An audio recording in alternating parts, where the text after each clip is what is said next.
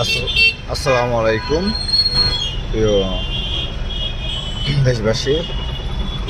তোমার মাঝে একটা নিয়ে আসছে তেলের সংকটের কারণে দেখেন তেল নিতে পারতেছি না। অনেক সকাল থেকে সিরিয়ালে অনেকক্ষণ দাঁড়ায় রয়েছি, বসে রয়েছি, এখনও তেল নিতে পারি নাই। প্রায় 10টার দিকে বসে রয়েছি। আমাদের বাংলাদেশটা আসলে জানি মানুষের কোনো ইমান আমল নাই যে রমজান মাসে মানুষ ব্যবসা বাণিজ্য তেলের নিয়ে কি সিন্ডিকেট করতেছে। সরকার বলতেছে তেলের তেলের সমস্যা হইব না 15-16 সপ্তাহ, 15-16 দিন যাবে গা। আর এক সপ্তাহ না হইতে তেলের সংকট দেখা দিতেছে।